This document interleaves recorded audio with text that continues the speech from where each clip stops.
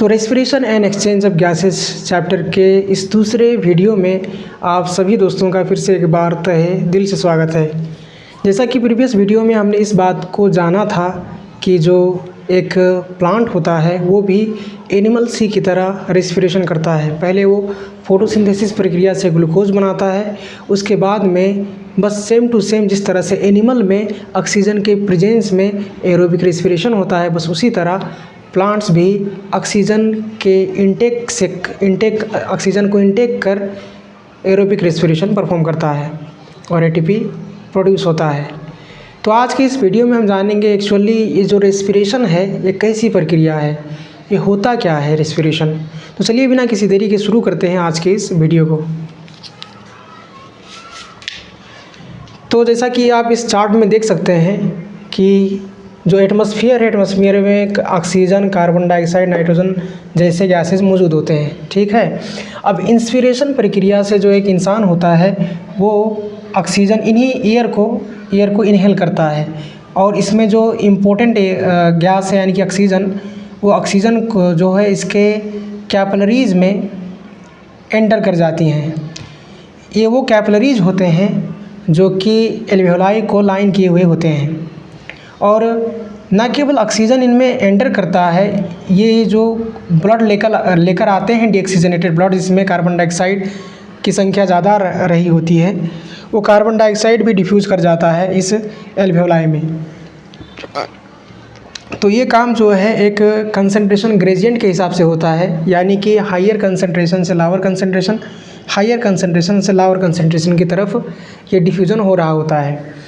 अब ऑक्सीजन का जो कंसंट्रेशन है एल्वियोलाई में ज़्यादा होता है, लंग्स में ज़्यादा होता है, तो वो लंग्स से एल्वियोलाई से कैपिलरी की तरफ, और जो कार्बन डाइऑक्साइड है उसका कंसंट्रेशन जो है ये कैपिलरी में ज़्यादा होता है, इसीलिए वो कैपिलरी से लंग्स की तरफ डिफ्यूज़ कर जाता है। तो ये एक डिफ्यूज़न प्रक्रिया से इन गैसेज का एक्सचेंज होता है, किसके बीच में, एल्वियोलाई और कैपिलरीज़ के बीच में। फिर से एक बार ये कैपिलरीज़ कैसे कैपिलरीज़ हैं, ये ऐसे कैपिलरी के नेटवर्क्स होते हैं जो कि एल्वियोलाई को लाइन करते हैं।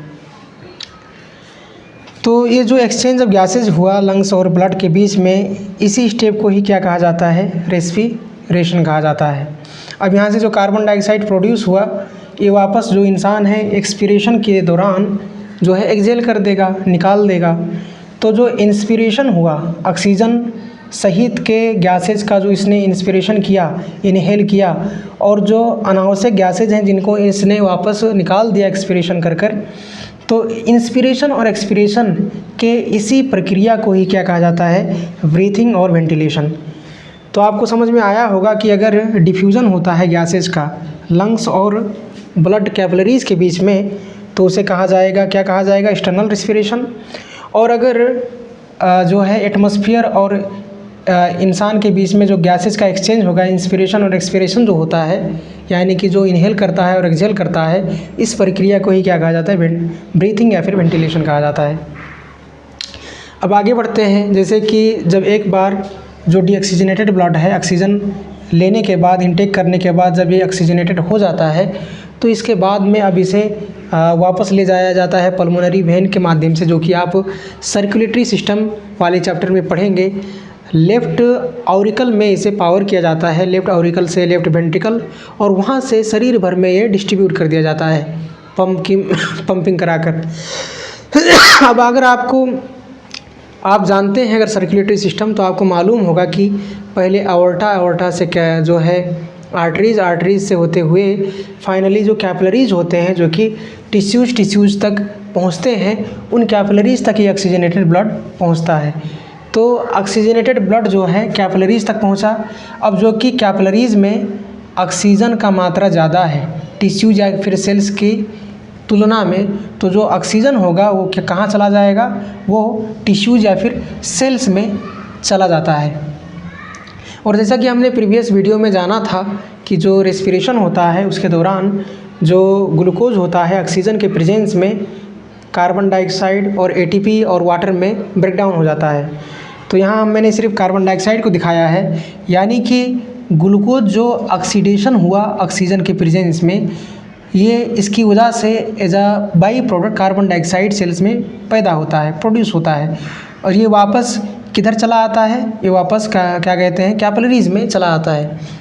अब जैसे कि यहाँ डाउन एरो दिखाया हुआ है, यानी कि ऑक्सीजन का जो कंसंट्रेशन था सेल्स में कम था कैपिलरीज की तुलना में, तो ऑक्सीजन कहाँ से कहाँ गया, कैपिलरीज से सेल्स में गया। कार्बन डाइऑक्साइड जो कि प्रोड्यूस होता है टिश्यूज़ में, सेल्स में, तो इसका कंसंट्रेशन जो है टिश्यूज़ में ज़्यादा रहा, इसीलिए ये कैपिलरीज में वापस आ गया। तो इस तरह से गैसेज का जो कंसंट्रेशन ग्रेडियंट के हिसाब से जो डिफ्यूज़न हुआ एक मेम्ब्रेन के अक्रॉस में, तो इसे डिफ्यूज़न कहा जाता है इस प्रक्रिया को। अगर गैसेज एक्सचेंज होते हैं, पास आउट हो जाते हैं, पास इन हो जाते हैं किसी एक मेम्ब्रेन के अक्रॉस में, तो कंसंट्रेशन ग्रेडियंट के हिसाब से, तो ऐसे प्रक्रिया को ही क्या कहा जाता है, पास इन को या फिर पास आउट को ही डिफ्यूज़न कहा जाता है। तो यानी कि सेल्स या फिर टिश्यूज़ और कैपिलरीज़ के बीच में भी डिफ्यूज़न होता है। लेकिन इस वक्त जो इस डिफ्यूज़न को कहा गया वो इंटरनल रेस्पिरेशन कहा गया।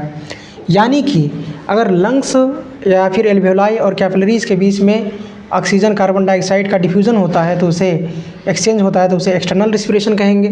और अगर जो है सेल्स, टिश्यूज़ और कैपिलरीज़ के बीच में अगर ऑक्सीजन और कार्बन डाइऑक्साइड जैसे गैसेस का डिफ्यूज़न होता है, एक्सचेंज होता है, तो उस प्रक्रिया को ही इंटरनल रेस्पिरेशन कहा जाता है। अब यहाँ से कार्बन डाइऑक्साइड रिलीज़ हुआ, ऑक्सीजन लेकर आया था बेसल कैपिलरी, अब ये कार्बन डाइऑक्साइड वापस लेकर जाएगा।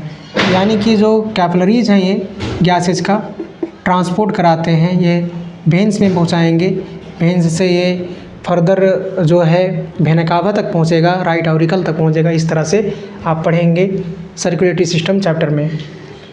और सेल्यूलर रेस्पिरेशन की अगर बात की जाए तो ये जो ग्लूकोज टूटा टिश्यूज़ में या फिर सेल्स में कार्बन डाइऑक्साइड, वाटर और एटीपी में, इसी प्रक्रिया को ही सेल्यूलर रेस्पिरेशन कहा जाता है। तो आप देख सकते हैं कि यहाँ कितने स्टेप्स हैं। पहला स्टेप ब्रीथिंग या फिर वेंटिलेशन है, दूसरा स्टेप एक्सटर्नल रेस्पिरेशन है, तीसरा जो है स्टेप ये है ट्रांसपोर्ट ऑफ गैसेज, चौथा स्टेप में इंटरनल रेस्पिरेशन हुआ, पाँचवें स्टेप में ब्रेकडाउन ऑफ ग्लूकोज यानी कि सेल्यूलर रेस्पिरेशन हुआ। तो इन सब में जो है केमिकल जो चेंज हुआ है सिर्फ इसमें हुआ है।